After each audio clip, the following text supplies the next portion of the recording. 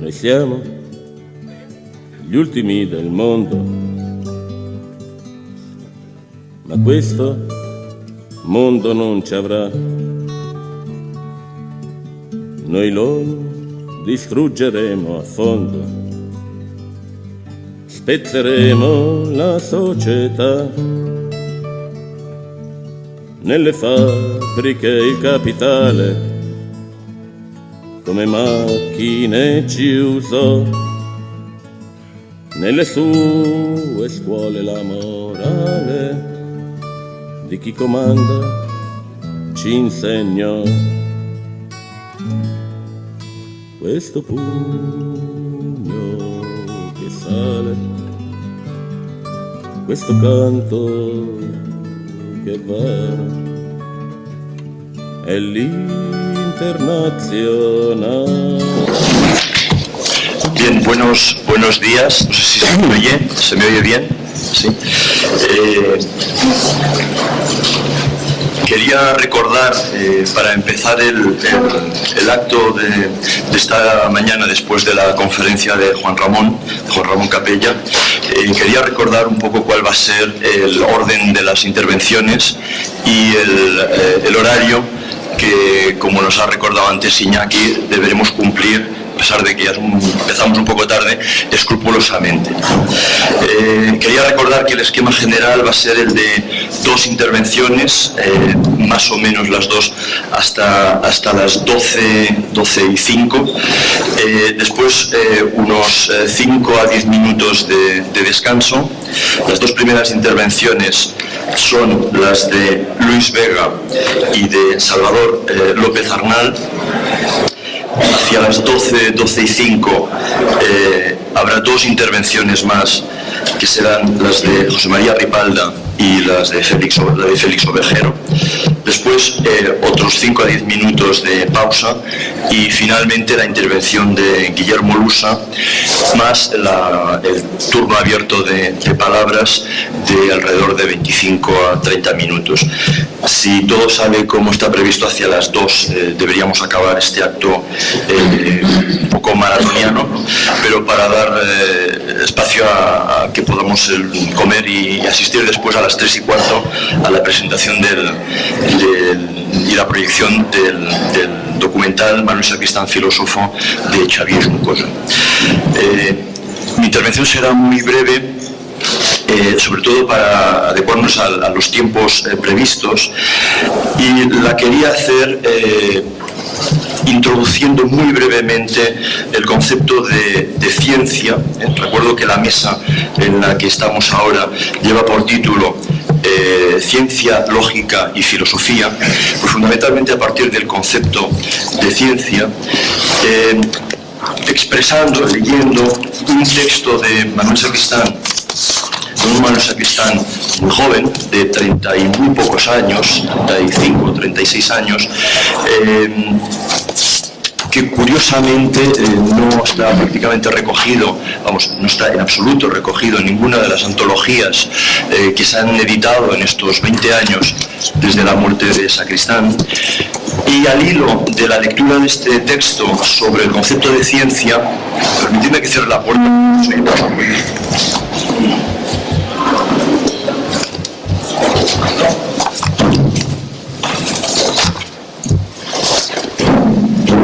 Decía que al hilo de la lectura de este breve texto sobre el concepto de ciencia quería manifestar una consideración personal sobre la trayectoria y la interpretación, muy brevemente, de la obra de Sacristán durante estos últimos 20 años.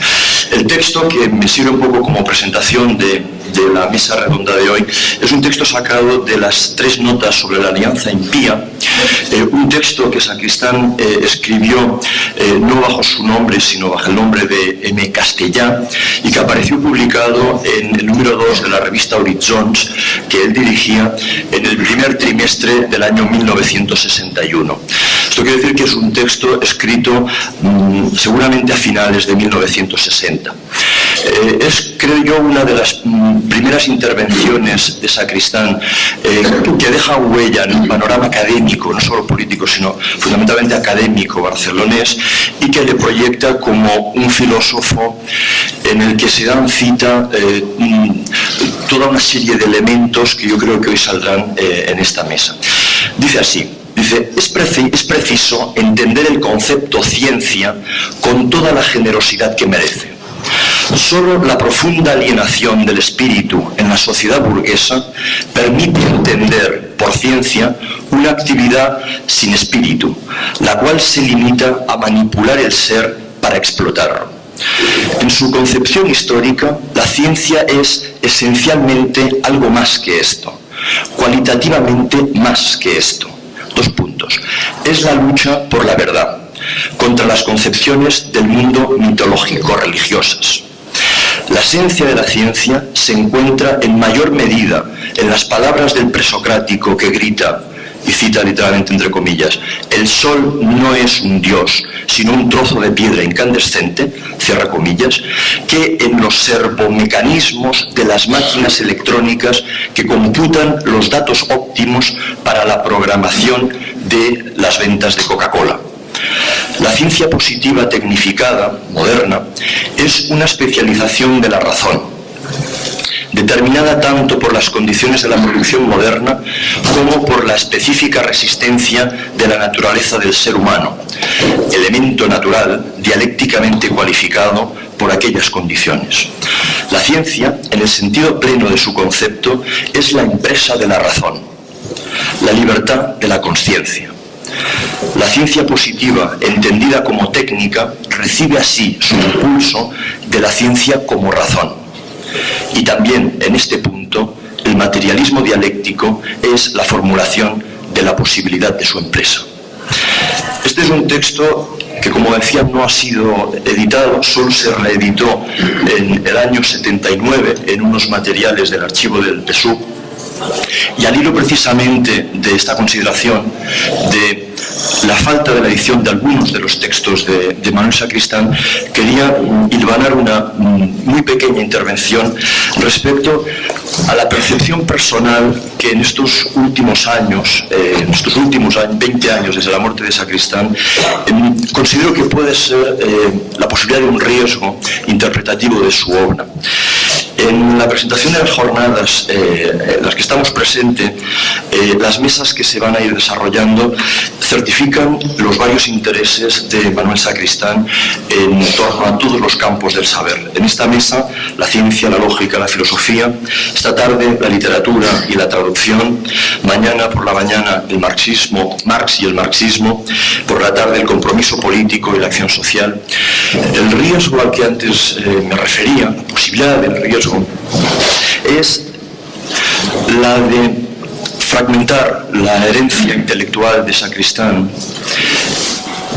en elementos de especificidad o de especialización que nos hagan perder de alguna manera esa visión heurística del saber, del comprender, pero también del actuar, que en muchas ocasiones he percibido en muchas de las intervenciones sobre Sacristán. La parcialización en algunos de los textos de las intervenciones de Sacristán nos hace ver un Sacristán desde algún punto de vista sesgado, interpretado a partir de cierta óptica o de cierta temática. Probablemente la causa de estas parcializaciones o fragmentaciones de la obra, las causas vengan dadas por la propia edición de los panfletos inmateriales, ¿no? Prácticamente, como siempre, Sacristán hubo de reaccionar a trancas y barrancas, editando, recogiendo lo que había sido su preparación de textos a lo largo de su vida, y la preparación fue hecha a partir de criterios temáticos. Probablemente el pecado en el que podríamos caer al hacer interpretaciones parciales, fragmentarias o especializadas de Sacristán, olvidando un poco lo que la cita que yo traía hoy a colación muestra, que es esa perspectiva holística de amplias miras, que lo que pretende es precisamente una interpretación genérica, general, dialéctica, de, como decía, del comprender, del saber y también del actuar. Yo creo que se impone a los 20 años de la muerte de Sacristán. Yo creo que es una asignatura pendiente que críticamente, quiero manifestar aquí, pero también autocríticamente, una asignatura pendiente que está ahí encima de la mesa, es la de la edición integral, completa y fundamentalmente cronológica de los escritos de Sacristán. Desde mi punto de vista, un texto como el que acabo de leer, escrito en el año 60, que circunscrito en la obra que él escribió durante esos años, nos muestra el siguiente perfil. Entre el año 60 y el año 61, Sacristán escribía, aparte de estas 3 notas sobre la alianza impía, su tesis doctoral sobre las ideas gnoseológicas de Heidegger, aparecido en el CSIC en el año 59, su voz, la filosofía desde la terminación de la Segunda Guerra Mundial hasta el año 1958, en la centenaria enciclopedia Spasa-Calpe, que ayer precisamente cumplió 100 años, aparecía también en el mismo momento que las 3 notas sobre la alianza impía, su prólogo a la Revolución en España, la antología de textos de Marx y Engels sobre España. Escribía y preparaba las que serían sus frustradas oposiciones a la Cátedra de Lógica de Valencia. Del año 60 sería también sobre el Cálculos Universalis de Leibniz en los manuscritos número 1-3 de abril de 1679. La exposición sobre el concepto, el método y las fuentes de la lógica, con un programa para la enseñanza de esta disciplina para la presentación a las oposiciones de Valencia. Quiero decir, los textos, por ejemplo, de presentación y de traducción de la obra de Quine. ¿Qué estoy diciendo? Que precisamente la visión sesgada que podemos ofrecer en algún momento de Sacristán nos puede hacer perder, es un riesgo que yo quería dejar sobre la mesa, la visión holística de este centro de anudamiento, como él dijo propiamente hablando de Gramsci, que es a lo largo de toda su vida, ¿no? En estos pocos años en los que escribió el texto que acabo de leer, hemos visto que él lee, relee, edita y publicita textos de Marx, los primeros que se editan en España después de la Guerra Civil, prepara muy específicamente sus oposiciones a partir de textos de la lógica. Hay otro elemento de interés de la obra de Sacristán. Edita y por tanto culmina lo que había sido su tesis doctoral sobre Heidegger.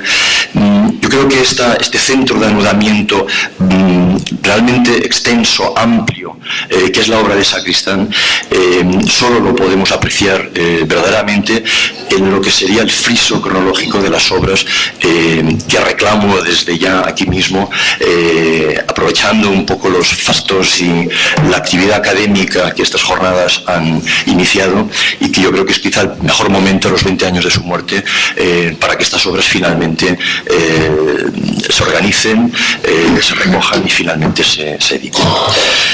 Para el acto de hoy contamos, yo creo, que con los mejores especialistas sobre ciencia, sobre lógica y sobre filosofía, específicamente a partir de la lectura de la obra de Sacristán. El primer ponente en hablar será Luis Vega. Es profesor catedrático de lógica en la UNED. Quizá mejor que explicar aquí sus méritos académicos, que son muchos y me llevaría mucho rato, solo mencionar brevemente 2 elementos.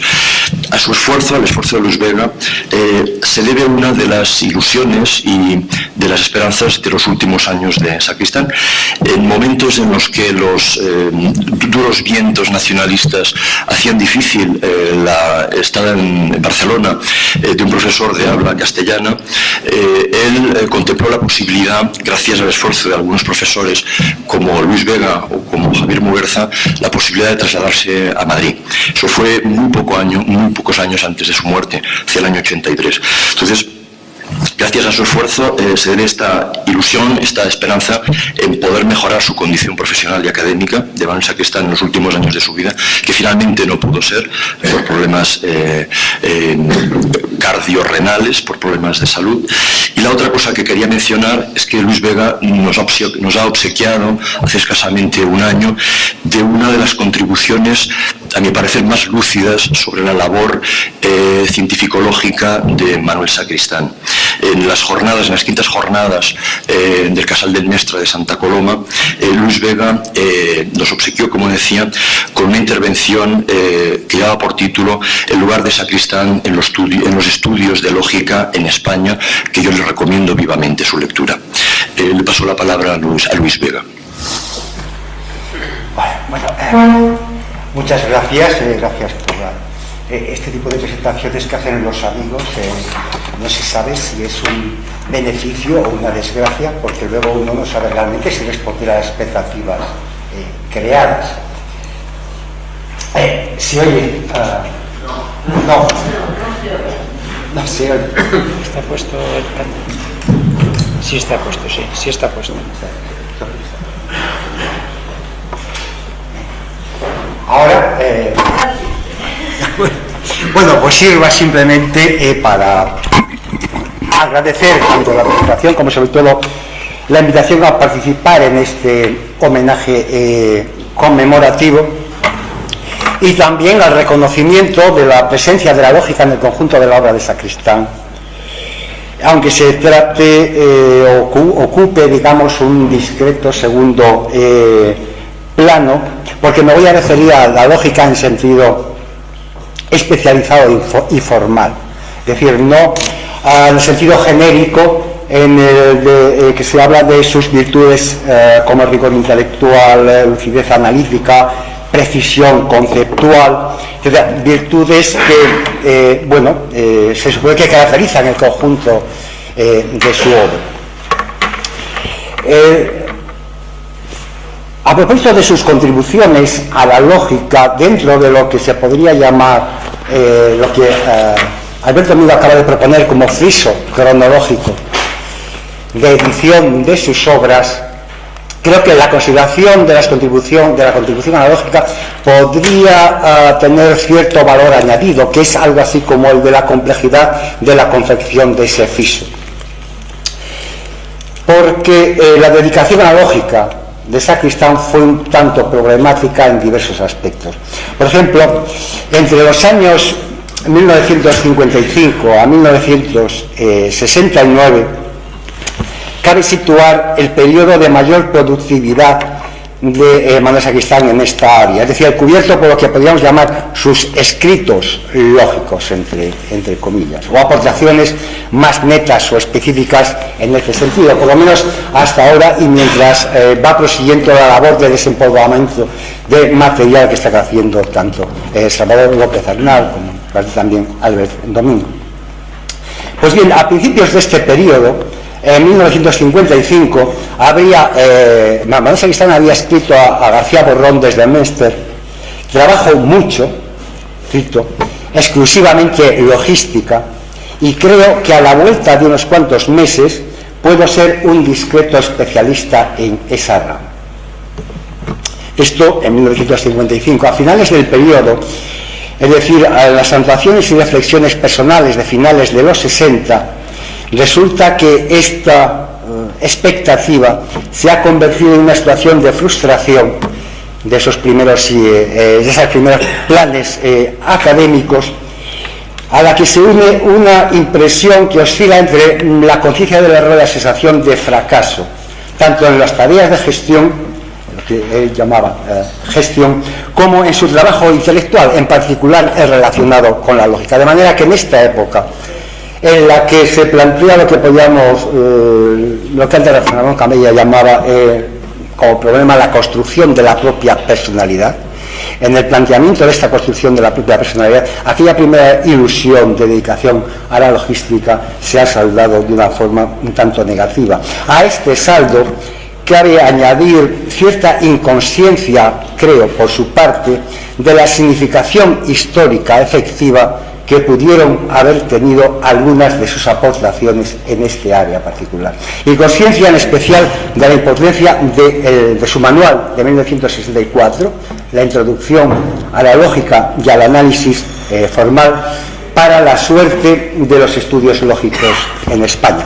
De momento basta recordar que esta introducción fue el primero de nuestros manuales clásicos. Entiendo por manual clásico aquellos en los que aprendimos lógica, a quienes luego y ahora la estamos enseñando.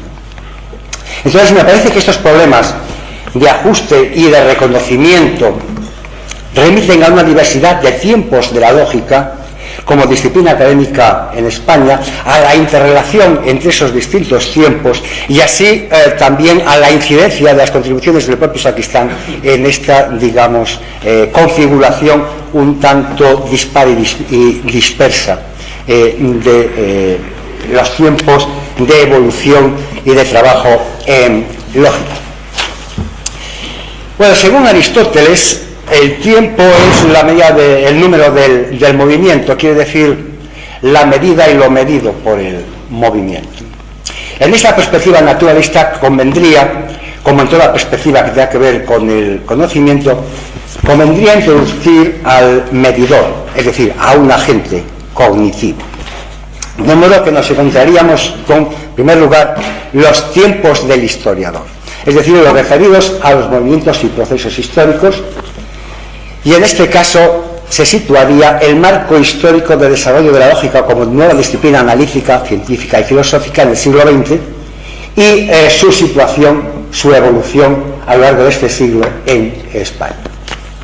En segundo lugar estarían los tiempos del biógrafo, tiempos que podría ser por un lado el tempo interno, es decir, el ritmo y modalidad de ejecución de una obra, el tiempo vivido de los planes y las prácticas, y entonces en este planteamiento el sentido de la dedicación de Manuel Sacristán a la lógica. Y en segundo lugar, el tiempo determinante de la significación y de la repercusión efectiva de esta obra en función de su incidencia dentro del marco histórico considerado en primer término. Y por último, estaría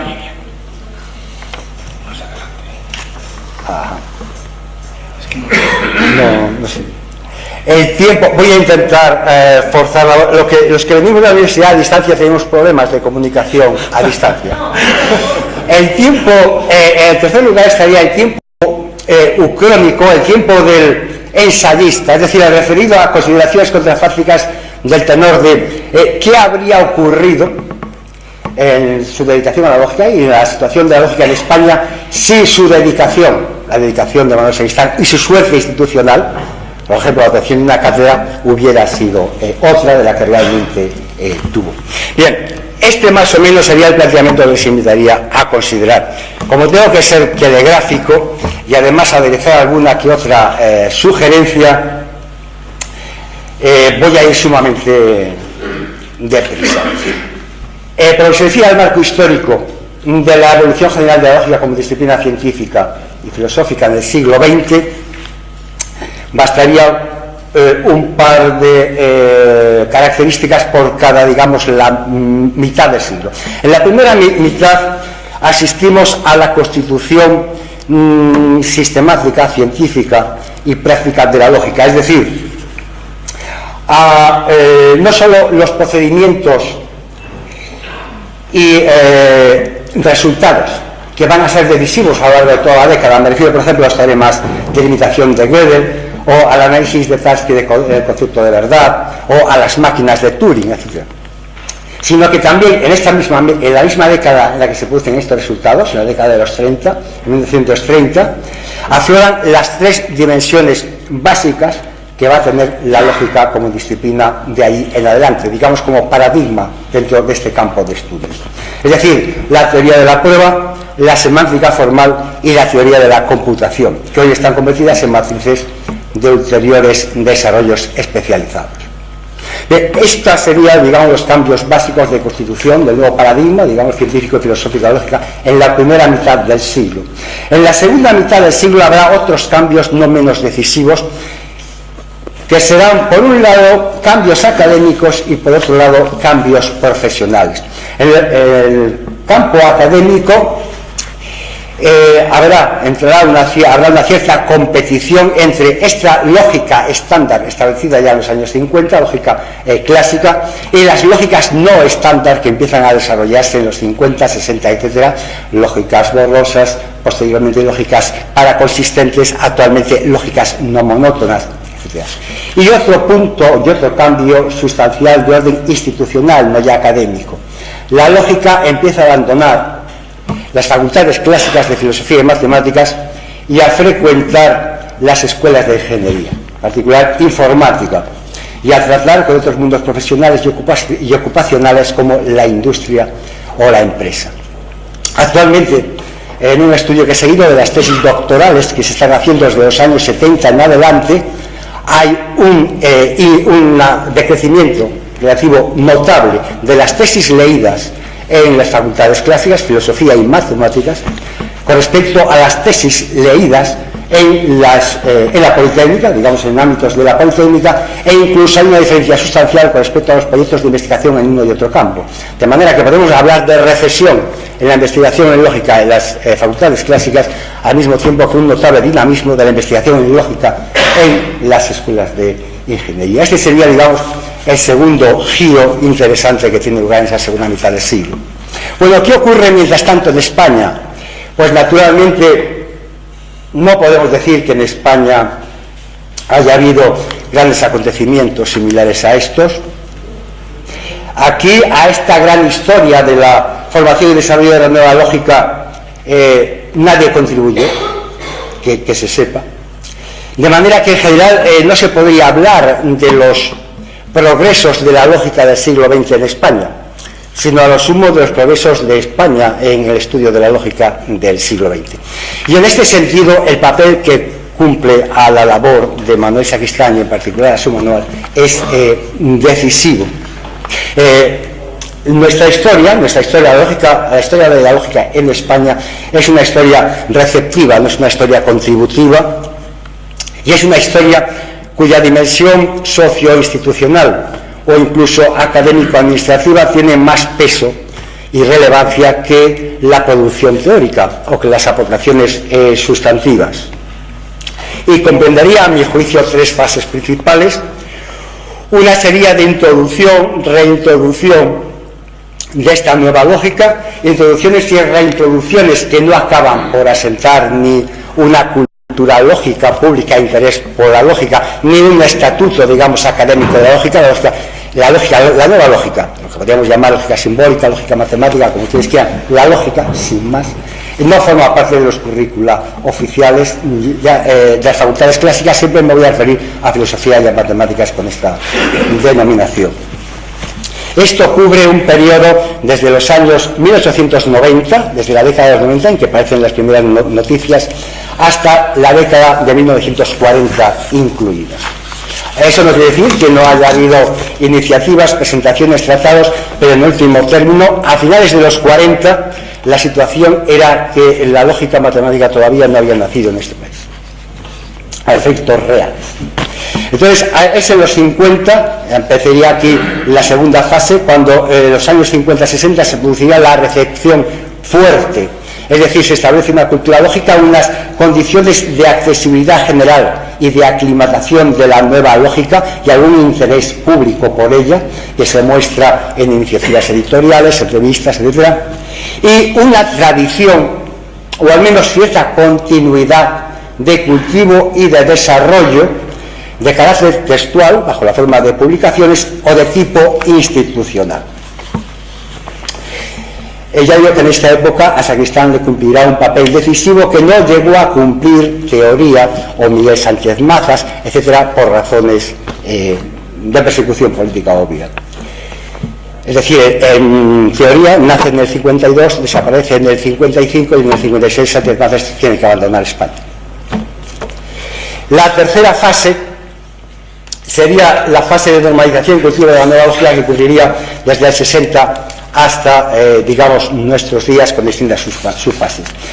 Uno de los problemas interesantes en este aspecto sería, curiosamente, cómo dentro de este planteamiento histórico, empezamos ya con los, digamos, el tiempo del biógrafo, cómo a Sacristán se le ocurre estudiar lógica.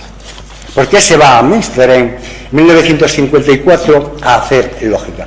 Dado que en los años 50, en su medio, por las publicaciones que él había hecho, por la biblioteca de que disponía entonces, y por el ambiente en el que se movía, en el que la lógica era absolutamente ajena, cómo surge, digamos, este interés por hacer lógica.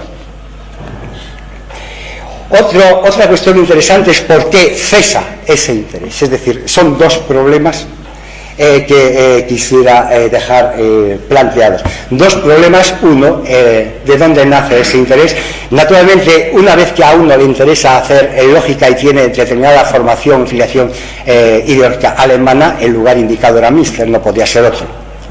La cuestión es por qué se le ocurre hacer lógica, máxime cuando algunos próximos de Sacristán entonces, en los años 54, dicen que precisamente había ido a Münster, había ido a Alemania a hacer filosofía de derecho, estudiar filosofía de derecho, y es allí cuando decide hacer lógica.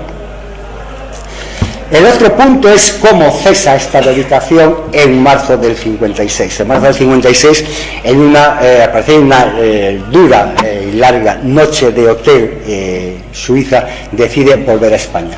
Y esa decisión de volver a España significa que, como dirá textualmente años después, la imposibilidad de dedicarse a hacer lógica en serio, profesionalmente. El segundo punto es, bueno, esta dedicación, que me estoy refiriendo a la lógica una vez más en sentido estricto, en sentido además de lógica formal estricta. Naturalmente, Sacristán seguirá ejerciendo el rigor lógico, el rigor analítico, la precisión conceptual, que a partir de los años 50 caracteriza toda su obra, sobre todo a partir de mediados de los 50, incluso se seguirá ocupando de temas lógicos, como ha recordado Salvador López Arnal, incluso en los años 80, principios de los 80, 82, 83, etc., pero es distinto de dedicarse profesionalmente a lógica. Pues bien, lo curioso, la segunda cuestión, gran cuestión, desde el punto de vista, digamos, del tiempo del biógrafo, es cómo esta breve dedicación significa, sin embargo, el paso desde la no recepción o de introducciones fallidas de la lógica en España a su recepción académica y aclimatación, que es precisamente la que se logra a través de un manual como de Sacristán. Manual que, para colmo, no tiene una fortuna excesiva en económicas y que justamente ejerce esta labor por su difusión fuera de la Facultad de Económicas, aunque la Facultad de Económicas, digamos, fuera su primer ambiente.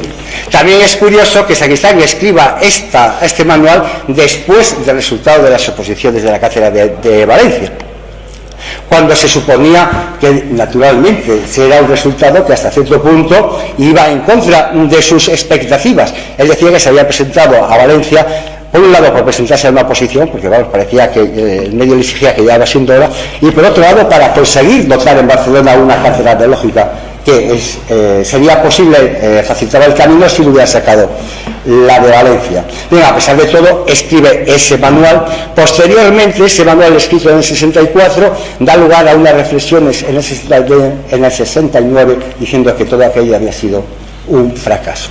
A esto se refiere la inconsciencia del propio Sacristán respecto al posible efecto de su obra. Naturalmente será un efecto posterior, no un efecto inmediato. Será un efecto que se irá notando no tanto en los años 60 como en los 70 y sucesivamente. Bien, y por último, quisiera aludir a la última cuestión, y es qué habría ocurrido si Sacristán se hubiera dedicado a lógica y hubiera sacado la cátedra. Bueno, Gustavo Bueno escribía en El País en el 85 que si Sacristán no hubiera sido privado de la cátedra, cito, la lógica habría tomado un rumbo muy distinto en la Universidad Española. No se habría sacrificado la lógica dialéctica en nombre de una llamada lógica analítica o formal, concebida como la alternativa de la filosofía y en particular de la filosofía de la ciencia. Y no habría quedado amenazada de muerte la lógica material, una lógica eminentemente filosófica. De manera que, según Gustavo Bueno, si Sacristán hubiera ganado la cátedra, habríamos tenido una lógica dialéctica y habríamos tenido opuesta a la lógica analítica formal y a la filosofía de la ciencia, y no habría quedado amenazada de muerte la lógica material y una lógica eminentemente filosófica. No hace falta decir que todas estas son categorías y extrapolaciones del propio Gustavo Bueno que nada tienen que ver en absoluto con lo que pensaba Sacristán, ni acerca de lógica dialéctica, ni acerca de lógica formal, ni acerca de filosofía de la ciencia, y mucho menos acerca de lógica filosófica, que me da la impresión de que para él sería un error similar a lo que fue para Wittgenstein, por poner un extremo. Es decir, Sacristán hacía filosofía de la lógica y hacía lógica cuando llegó el momento, pero no esta cosa que no se sabe exactamente qué es, que podía ser, tiene un nombre incluso así un tanto perverso como es el de lógica filosófica. matemáticas filosóficas, química filosófica. Bien, realmente lo que Bueno está justificando, quiere vindicar, es, bajo esa presunta lógica filosófica, una especie de viejo lobo gnoseológico con piel de cordero, materialista y dialéctico. Así que digamos que nuestras elucubraciones contrafácticas tienen que ir por otro camino. Me da la impresión de que no se habría conseguido gran cosa. No habría cambiado mucho el hecho de que Sacristán hubiera tenido su cátedra o se hubiera dedicado profesionalmente a la lógica. Soy escéptico en este aspecto por la experiencia de casos similares que no han dejado gran huella a su paso por la Universidad Española. La Universidad Española es una esponja capaz de absorber y de olvidar. Por ejemplo, el caso más reciente, o incluso similar ideológicamente, que tiene una filosofía lógica muy similar y de las más atrevidas y audaces que ha habido en este país en el siglo XX, es el caso de Alfredo de Año. Nadie recuerda ya a Alfredo de Año en la Autónoma de Madrid, donde fue profesor y donde fue profesional de la lógica. Me temo que en el caso de Sacristán hubiera ocurrido algo parecido, en parte por la propia evolución de la lógica en las facultades de filosofía, teniendo en cuenta que Sacristán había sido profesor de filosofía. La lógica en las facultades de filosofía tiene una situación curiosa. Por un lado, en los planes de filosofía del conjunto del Estado, para el curso pasado del 2004-2005, ofrecía más de 90 asignaturas relacionadas con lógica, lo cual quiere decir un éxito académico notable. Esto contrasta con el desinterés de los alumnos y el desinterés de los colegas, de los profesores de lógica en las facultades de filosofía. No se sabe de una especie de repercusión o eco del análisis lógico en el contexto académico próximo de otras materias o otras áreas de filosofía. De manera que se trata de una oferta académica en el vacío y, en último término, prácticamente autista. Es más, el profesor de lógica, que conforme a la política ministerial de promoción y de incentivación de la investigación quiere progresar, tiene que ejercer una especie de esquizofrenia, dar lógica estándar trivial en clase, fin de que la gente se entere, y luego escribir papers en inglés para su círculo de especialistas, que son los que van a acreditar su labor y le van a permitir progresar según la política ministerial de incentivación de la investigación. Ante esta línea, naturalmente, cualquier labor de trabajo serio en filosofía de la lógica, que naturalmente no es una labor incentivada, estaría condenada al fracaso. Habría otro motivo, y es que en este aspecto casi termino, porque ya es que quizás haya una orientación que empezó justamente cuando Sacristán dejó de dedicarse profesionalmente a la lógica, finales de los 50 y los años 60, que podría haber dado y que creo que todavía puede dar cierto sentido al estudio de la lógica en filosofía. Es la orientación relacionada con el análisis del discurso, la teoría de la argumentación y la lógica informal. Sería dentro de una tradición guardiana en nuestro país, que sería lo que he llamado tradición de la lógica civil. Una tradición que estudia la lógica, que se ocupa no solo de la lógica aplicada a las ciencias, sino también de la lógica aplicada a los negocios. Estoy citando, por ejemplo, a Pedro Simón Abril, un autor del siglo XVI, que ya empieza planteando este tipo de lógica informal, de teoría de la argumentación, de tratar de mejorar las condiciones de ejercicio del discurso público. Este es simplemente el proyecto que puede dar algún sentido, y de la medida en que la filosofía es discurso público, tratar de mejorar las condiciones del discurso filosófico, tratar de mejorar la argumentación filosófica, tratar de mejorar la precisión de conceptualización filosófica, etc. A esto me referiría, digamos, con el sentido de la lógica en filosofía. Quedaría, en último término, el último que podríamos plantear a propósito de este contrafáctico: ¿qué habría ocurrido si a Sacristán se hubiera hecho justicia?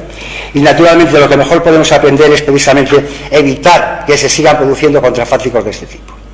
Es decir, evitar que se sigan produciendo injusticias de este tipo, al menos en la Universidad Española. Es decir, son las palabras de Sánchez de Zabala, que consideraba que era la tarea y la fidelidad a la memoria de Sacristán más difícil. Es decir, estas tareas son las que se concretan en hacer permanentemente imposible que las discrepancias de ideas, de valoraciones, de perspectivas de las cosas que nos pueden separar de una persona de valía demostrada, cualesquiera que sean, no nos lleven jamás, en caso de tener entre las manos algún poder de decisión pública, a vetarle el paso. Esto es lo que se hizo con él reiteradamente, que a todos nos sea ya invencible la repugnancia si ocasión llegase a hacer nada partido. Gracias.